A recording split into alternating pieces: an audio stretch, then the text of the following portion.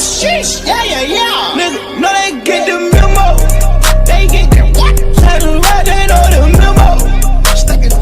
Nigga, stop playing, you know the memo.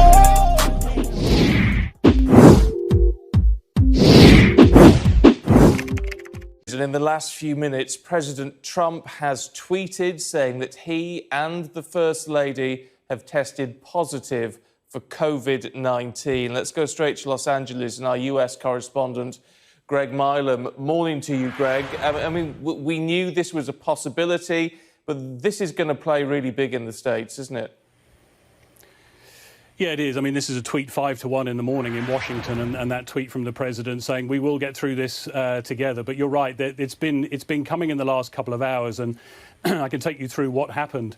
Excuse me. Hope Hicks, who's one of the closest, if not the closest advisor to Donald Trump, was confirmed a few hours ago as having tested positive for COVID-19. Now, she has been travelling with the president throughout this week. She was on that trip to Cleveland in Ohio for the presidential debate on Tuesday. She was with him on a trip to a rally in Minnesota on Wednesday. Now, on that trip to Minnesota, she'd had a test. She was found to be negative before travelling.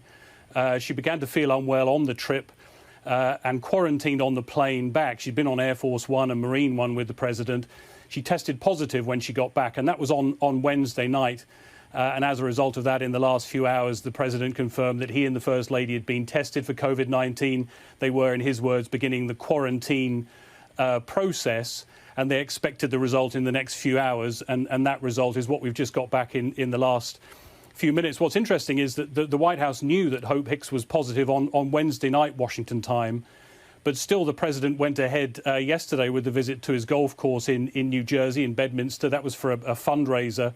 So even though they knew he'd been in close contact with someone who had tested positive, that trip was allowed to go ahead. And it's only in the last few hours that quarantine process has begun, and that will be a 14-day quarantine process.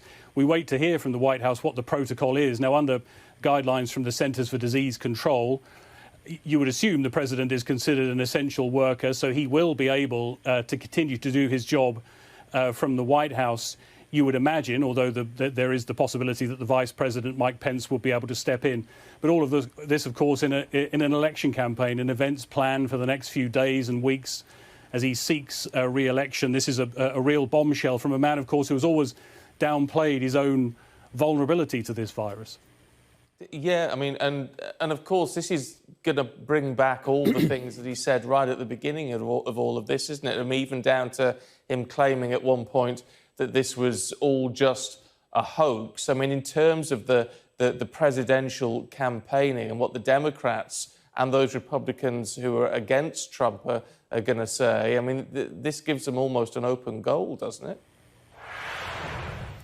Yeah, I mean, you go back to the very beginning, and of course, in the presidential debate earlier this week, Joe Biden made a great play of the fact that Donald Trump early on had said this would disappear like a miracle. He mocked the fact that Donald Trump had talked about injecting bleach, although Donald Trump said he was being sarcastic. Of course, hydroxychloroquine, the president said he had taken a course of that to make sure that he didn't get the virus himself. And yet here we are, like his ally in Brazil, who had downplayed the risks, but then was tested positive. It's happened. And Donald Trump, as I say, has downplayed his own vulnerability. He very rarely wears a mask himself, as we know. He carries one. He showed it on the debate stage, but he very rarely wears that mask.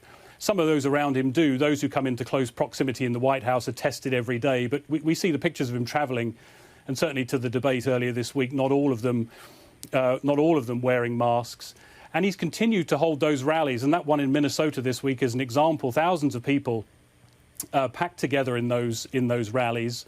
Not many of them are wearing masks. A lot of them will tell you they don't believe that the virus is a great risk to them. Otherwise, they wouldn't be happy to jam together in those events without masks. He says that they're open air events, and that is true. So the risk is less. But this will be a pretty sobering moment for those who are supporters of the president and have heard those messages. And it goes to the heart, of course, of his whole handling of this pandemic and that suggestion that there have always been mixed messages. He said people didn't need to wear masks, and then he did wear a mask. Said it's up to people to do what they want. He's talked about reopening the economy. He's talked in recent weeks about America rounding the corner in facing down this pandemic, in the face actually of what some of his medical experts have been saying, and here he is now himself testing positive, and the First Lady as well. What's interesting is that on his schedule for Friday, and he may well continue to work from the White House, of course, even in quarantine, he was due to hold a call on support for the elderly who were suffering from COVID-19. Well, we should remember he is in that group. He's 74 years old. He is one of the vulnerable people, more vulnerable group of